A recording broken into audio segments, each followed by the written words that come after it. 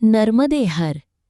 नर्मदा मैयाची सेवा करावी तर ती कशी, असा प्रश्न कित्येकांना नेहमीच पडतो आणि तो विचारलाही जातो.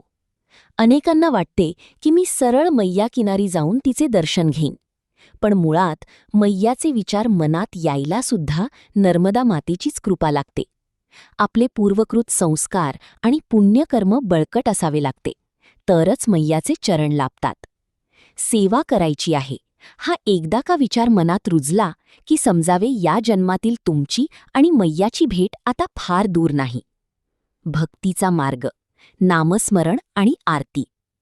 मैयाची कृपा प्राप्त करण्यासाठी सतत नामाचा अभ्यास करा, नित्य पूजा पाठ करा आणि मैयाची आरती करा. आरती करणे म्हणजे त्या देवतेला आर्ततेने अंतःकरणातून हाक मारणे. एखाद्या भक्ताने जर आरतीद्वारे मैयाला अशी हाक मारली तर मैया त्या भक्ताला स्वतःच्या रूपात किंवा तेजोमय प्रकाशात दर्शन देते. उपासकाला हृदयातील भक्तिदीप तेजोमय करण्याची आणि मैयाकडून कृपाशीर्वाद ग्रहण करण्याची सुलभ पर्वणी म्हणजेच आरती. संतांच्या संकल्पशक्तीने सिद्ध झालेल्या आरत्या म्हटल्याने हा उद्देश निस्संशय सफल होतो.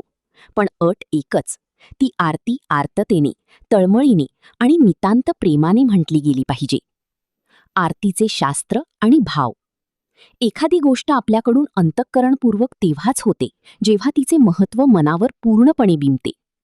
आरती करताना मैया प्रत्यक्ष माझ्यासमोर आहे आणि मी तिची आळवणी करत आहे हा भाव मनात ठेवावा. ओवाळण्याची पद्धत.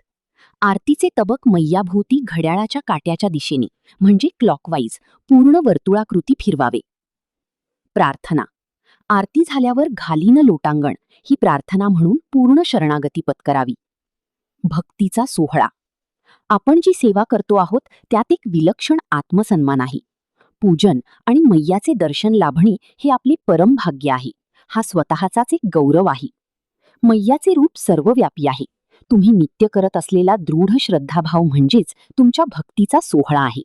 हा सोहळा तुम्ही जितका अधिक तन्मयतेने कराल तितकी मैयाची ओढ अधिक वाढेल. शरणागती. आरती संपन्न झाल्यावर घालीन लोटांगण ही प्रार्थना म्हणून आपले सर्वस्व तिच्या चरणी अर्पण करावे. सेवेचा आनंद आणि गौरव.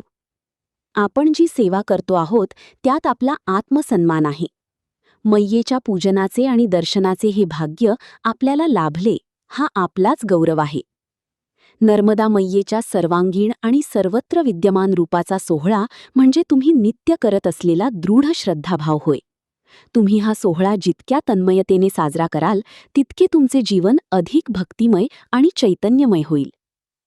अनेकांना नर्मदा परिक्रमा करण्याची तीव्र इच्छा असते, पण घरची परिस्थिती, आरोग्य किंवा इतर कारणांमुळे त्यांना निघता येत नाही. पण म्हणतात ना, आई जेव्हा बोलावते तेव्हाच योग येतो. हा व्हिडिओ त्या सर्व भाविकांसाठी आहे जे मातेच्या दर्शनासाठी व्याकुळ आहेत. तुमच्या एका शेअरमुळे एखाद्या भक्ताला परिक्रमेची प्रेरणा मिळू शकते किंवा त्यांचे शंका निरसन होऊ शकते. विनंती, हा व्हिडिओ जास्तीत जास्त लोकांपर्यंत पोहोचवा आणि परिक्रमेची ओढ असलेल्या भक्तांना साथ द्या. मैया किती घेऊ तुझी अनुभूती, किती वेळा प्रचिती, आमच्या जीवनात मोलाची आहे. केवळ तुमचीच पूजा भक्ती